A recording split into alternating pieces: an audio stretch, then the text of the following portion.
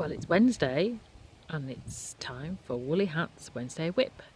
I'm not going to show you me today because I'm showing you my lovely blanket. So I haven't quite finished it yet, but I thought I'd just focus on this today because I am absolutely really pleased with this one. So as you can see, it's the spiral crochet granny squares. So that's what it looks like. This is a square of a squares now, so I've decided to do another couple of rows to fit the sofa I want to do it on, but I just think it's fab. Anyway, and it's all with stock, stash, so I haven't bought any extra wool, which is great. Anyway, just thought I'd show you how it begins. So I saw my shadow there, that's definitely me. So this is how it looks when you're actually working it. So you can see that you have two spirals of one colour, so in this case it's the sort of gold, and then one of the green and one of the orange, and you have to have all the four colours going at any one time, hence the four loops there. So you do need to get used to putting a big loop when you're finished, otherwise you do tend to lose a few stitches. It looks scarier than it really is, but so what you do is you do a bit there, and then you do a bit more on that one and a bit more on that one, and just carry on going round till you get to where you do a square, and you use double trebles to create four double trebles in a one stitch to create a corner. So that's how it starts off and that's how it works. There are a lot of things at the back, and you do need to control your balls, as they say.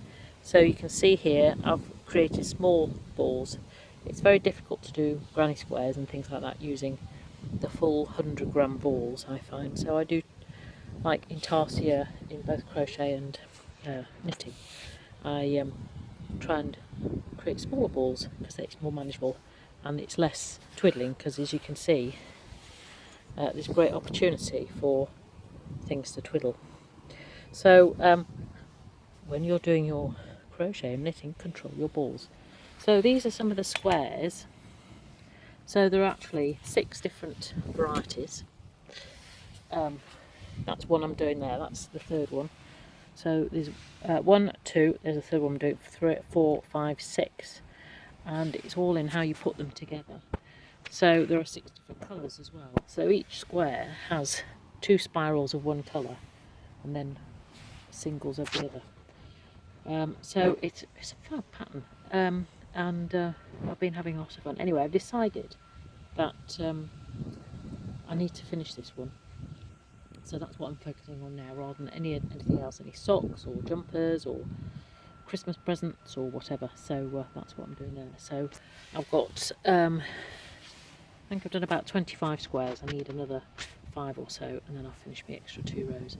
And then of course I've got the borders, and then of course there's sewing in the ends. I have done some sewing of the ends, but as you can see here, there's quite a lot of ends there, so that will keep me happy for a while. So I just thought I'd share that because I have to say I am rather impressed with myself, and it looks very good through the camera actually, and because the sun's shining, the colours really pop.